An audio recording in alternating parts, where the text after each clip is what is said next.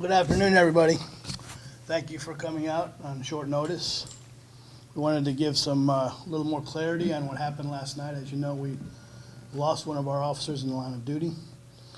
Just keep in mind that I'm going to give you a brief overview, but I can't answer specific questions because this is an active investigation. So if you all understand that, keep your questions, if you have any, limited. So last night at 9:43 p.m., officers stopped a vehicle for racing on Highway 358, westbound over the Carroll overpass.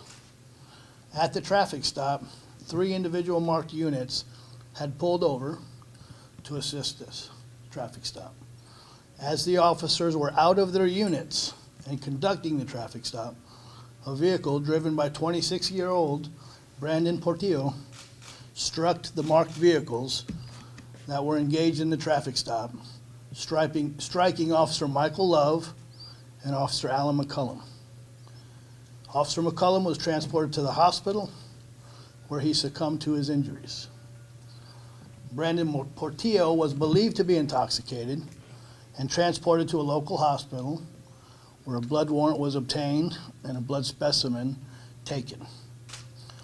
After he was cleared from the hospital, he was transported to our city detention center where he was arrested, booked, charged with intoxication manslaughter, first-degree felony, intoxication assault, third-degree felony, and driving with a suspended license, which is an A misdemeanor.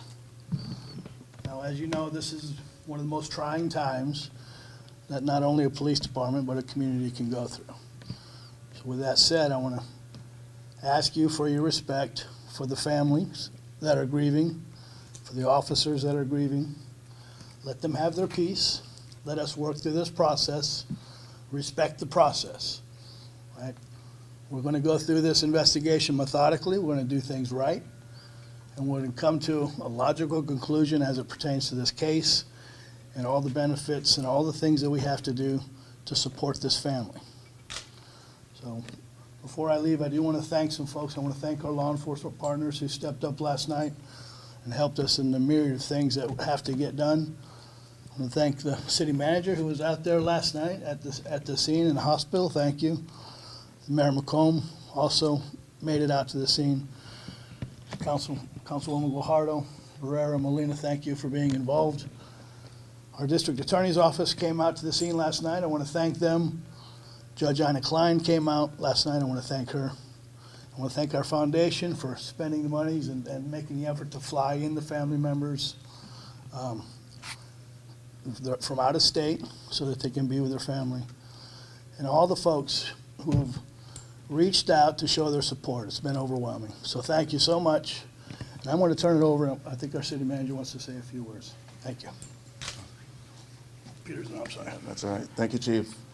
I'm Peter Zanoni, City Manager of the City of Corpus Christi, and we're here on behalf of the over 3,000 city employees to let the community know that we're here to support the family and our great police department. Yesterday, we were celebrating the promotion of 9 police officer professionals to higher positions, and later on in the evening, we saw the other side of this profession. It's a tough profession, but our community is blessed to have such a great police department.